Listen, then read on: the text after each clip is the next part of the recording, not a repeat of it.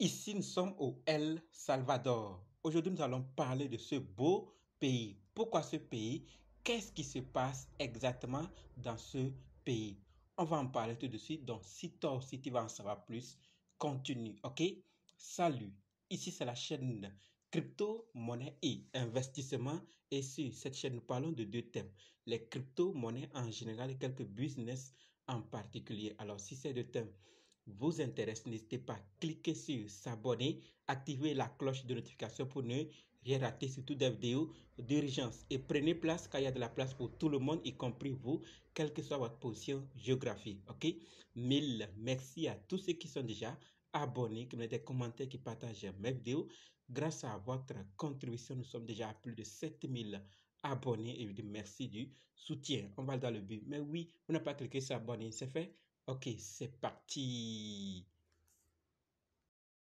Nous sommes au El Salvador, un pays où 70% de la population n'est pas encore bancarisée. Un pays où l'inclusion financière est au cœur des préoccupations du président pro-Bitcoin Nayib Bukele. Et pour ceux qui ne savent pas, le Salvador est le premier pays à accepter, à légaliser le Bitcoin comme monnaie légale. Et à côté de ça, il y a de nombreux programmes liés au Bitcoin qui ont été lancés par la première initiative mondiale du gouvernement salvadorien visant à donner cours légal au Bitcoin. Donc le gouvernement s'y met pour accompagner, pour éclairer la population là-dessus. Désormais, le Bitcoin est la monnaie légale du pays. Et ce n'est pas seulement le gouvernement qui s'est engagé dans cette démarche pour accompagner. Il y a aussi d'autres acteurs. Et c'est ce que nous allons voir dans cette vidéo. Que font, quels sont ces acteurs? Que font-ils exactement? Ces acteurs engagés sont énormes, parmi lesquels nous pouvons citer les bitcoiners salvadoriens. Et ce qui se passe dans ce pays, c'est que ces bitcoiners salvadoriens ont donné un enseignement aux écoliers salvadoriens, leur permettant d'envoyer leur premier bitcoin. Et ces écoliers sont âgés de 12 ans. Oui, 12 ans. Est-ce que c'est possible dans votre pays? Là-bas, c'est possible. Donc, des écoliers de 12 ans, des élèves de 12 ans et plus de 25 000 écoliers salvadoriens ont reçu cet enseignement. On nous dit clairement qu'on leur apprend à envoyer leur premier Bitcoin transaction en visitant les membres de la plage Bitcoin d'El Salvador. Voilà ce qui se passe dans ce pays. Donc, ils ont reçu cet enseignement. Ils ont envoyé leur premier Bitcoin. Pour certains, c'était difficile, mais ils ont quand même eu à assimiler. Et ceux qui vont s'y mettre vraiment à apprendre vont facilement apprendre cet enseignement. Et quand nous prenons le cas du chef de la communauté de Bitcoin Bish, Roman Martinez, il dit ceci: l'éducation précoce sur Bitcoin, l'argent et l'économie pourrait établir un cadre pour que de nombreux enfants défavorisés à qui il enseigne aient plutôt un meilleur modèle ou une meilleure chance de vivre. Voilà donc ce que l'île dit par rapport à cela. Donc cette information sur le Bitcoin, l'argent et l'économie, une fois dans les mains des enfants, ils pourront quand même s'en sortir de certaines situations. Et il dit quelque chose de très intéressant encore, c'est que il instaure des programmes parascolaires pour aider les enfants à utiliser Bitcoin. Il dit ceci: chaque vendredi, nous visitons des écoles d'éducation Bitcoin où nous parlons d'argent et de rêves. Nous leur apprenons à créer un portefeuille Bitcoin. Nous les aidons à recevoir un premier Satoshi et à effectuer des transactions. Voilà donc ce que Roman Martinez dit par rapport à cela. Donc, ils sont vraiment engagés et là, le Bitcoin n'est plus un secret. Si des enfants, des élèves, des écoliers âgés de 12 ans ont pu recevoir l'information sur le Bitcoin, ce n'est plus un secret. tout le monde peut avoir accès à cette information. Comme je l'ai déjà dit, c'est un pays où 70% de la population n'est pas bancarisée. Et avec le Bitcoin, les portefeuilles, les crypto-monnaies, je pense que plusieurs pourront avoir l'information et s'en sortir de leur situation. Et il dit également que personne ne vous apprend l'argent. Nous faisons des transactions tous les jours. Nous travaillons pour de l'argent. Nous économisons de l'argent, mais personne ne nous l'apprend. Si vous voulez faire un changement, les gens et les familles doivent en savoir plus sur l'argent. Et il dit également que s'ils connaissent l'anglais, ont des compétences en informatique, connaissent Bitcoin et connaissent le marketing, ils peuvent travailler à distance pour n'importe qui dans le monde.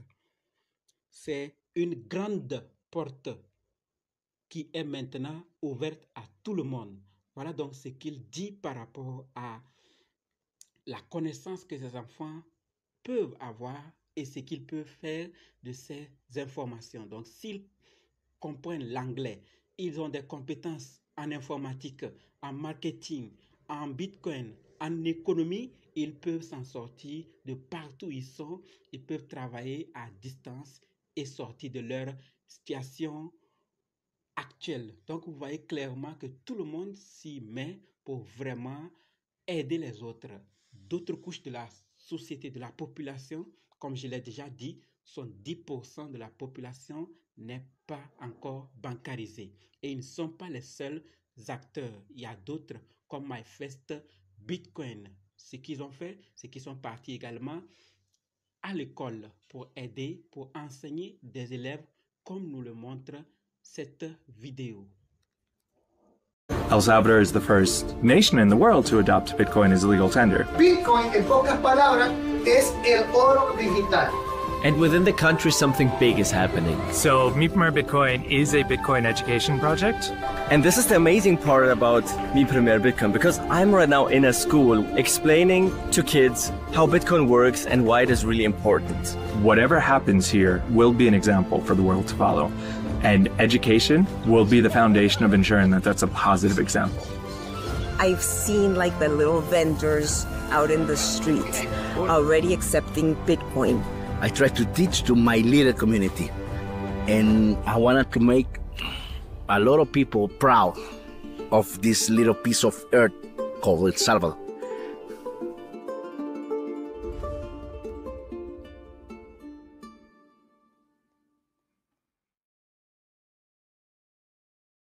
Nous voyons clairement qu'il y a plusieurs acteurs qui se sont engagés à apporter l'information à la population, à éclairer ceux qui ne connaissent pas, tels que les bitcoiners de façon générale, de Roman Martinez, de MyFest Bitcoin et d'autres acteurs. Et si l'information est apportée aux écoliers âgés de 12 ans, c'est que le Bitcoin et les crypto-monnaies ne sont plus un secret au El Salvador.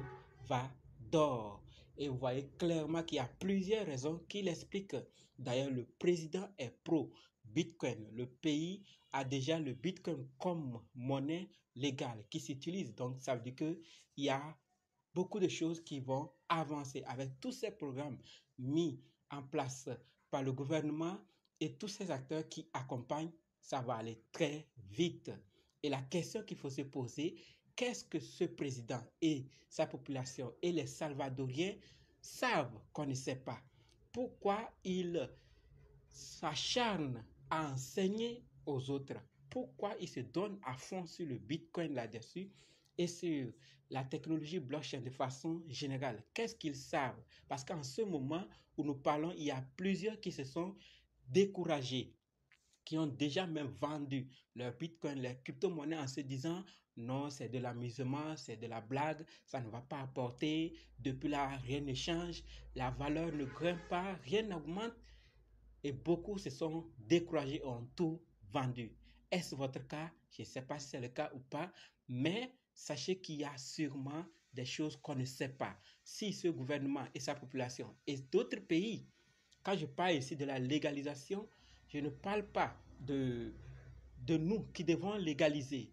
Côté légalisation ou légaliser le Bitcoin comme monnaie légale, c'est le gouvernement qui s'en charge de ça. Mais personnellement, que faisons-nous en ce moment? Sommes-nous découragés ou faisons aussi notre part de partager l'information du Bitcoin et des crypto-monnaies autour de nous, dans le monde physique comme dans le monde numérique? Que faisons-nous? Est-ce le moment de se décourager ou le moment de continuer à enseigner aux gens? D'ailleurs, il y a plusieurs avantages qui sont derrière. Si cet enfant, cet écolier de 12 ans, vit uniquement avec sa grand-mère ou une vieille qui ne comprend pas la technologie, cet enfant de 12 ans qui vient de recevoir l'enseignement peut l'aider à faire des transactions, n'est-ce pas?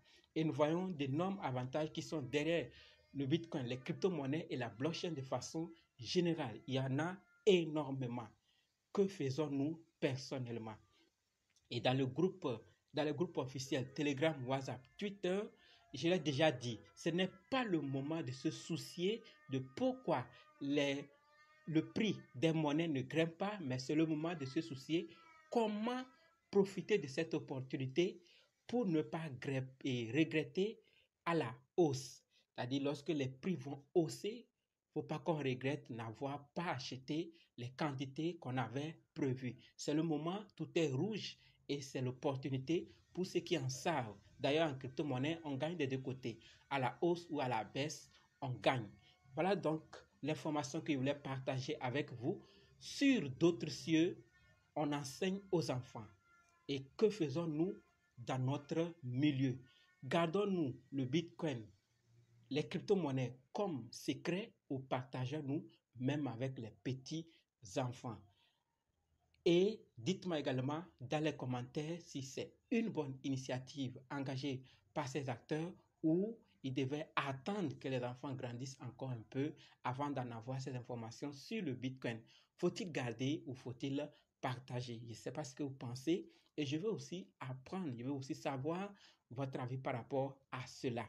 Et surtout, quelle position optez-vous actuellement?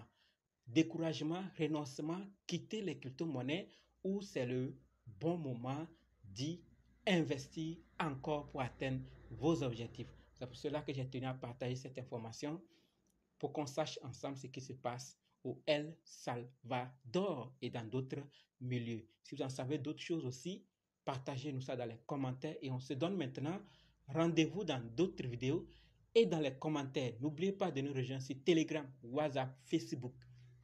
Les liens sont dans la description. Et pour ceux qui veulent se former, dites simplement, je suis prêt, je veux votre formation. OK? Merci.